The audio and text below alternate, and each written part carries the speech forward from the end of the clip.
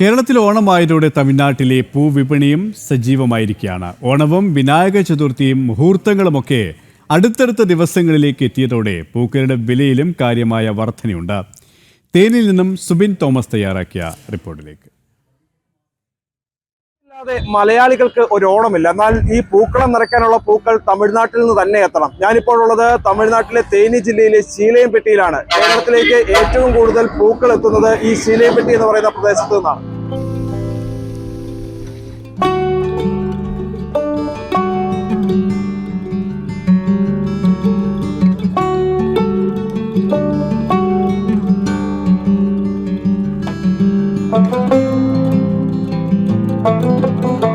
മധ്യ കേരളത്തിലെ ഓണാഘോഷങ്ങൾ കളറാക്കാൻ പൂക്കളെത്തുന്നത് ശീലയംപെട്ടിയിലെ ഈ തോട്ടങ്ങളിൽ നിന്നാണ്.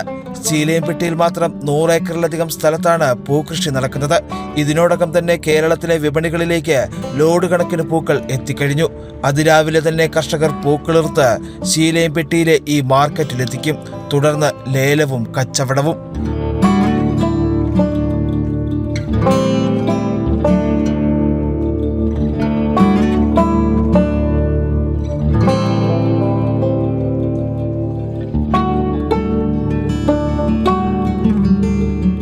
ഉത്സവങ്ങളെല്ലാം അടുത്തടുത്ത ദിവസങ്ങളിൽ എത്തിയതോടെ മാർക്കറ്റിൽ പൂക്കൾക്ക് വില കുത്തനെ ഉയർന്നിട്ടുണ്ട്.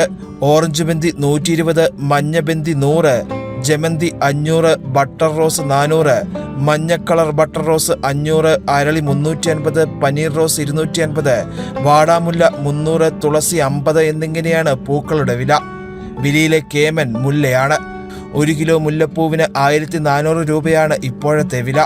விநாயகர் சதுர்த்தி அண்ட் ஓணம் ரெண்டோட ஸ்பெஷல் ஒரே மாதிரி வர்றதுனால விலை கொஞ்சம் நல்லா இதாக போய்கிட்டு இருக்கு. வியாபாரிகள் சந்தரி எல்லாமே கொஞ்சம் சந்தோஷமா எடுத்துக்கிட்டு இருக்காங்க எல்லாரும். பூ ரேட்டு வந்து பெந்தி வந்து பார்த்தீங்கன்னா எல்லோ கலர் வந்து 100 ரூபாயிலேருந்து 120 ரூபா போகுது.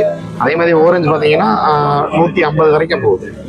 இங்கே எல்லா பூவும் இருக்குன்னா, அதாவது சம்மங்கி, ரோஸு, செவந்தி, செண்டு, அரளிப்பூ, நந்தி வெட்டியம் எல்லாமே இருக்கு.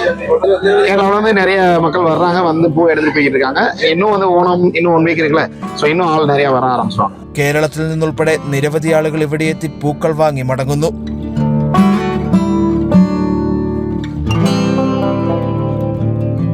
മുൻവർഷങ്ങളിലെ അപേക്ഷിച്ച് ശീലയംപെട്ടിയിലെ പൂത്തോട്ടങ്ങൾ കുറഞ്ഞിട്ടുണ്ടെന്നാണ് വ്യാപാരികളും കർഷകരും പറയുന്നത്.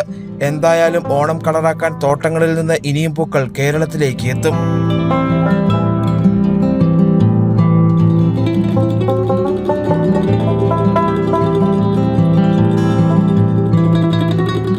തമിഴ്നാട് ശീലയംപെട്ടിയിലെ പൂപ്പാടത്തു നിന്നും സുബിൻ തോമസ്, ജനം.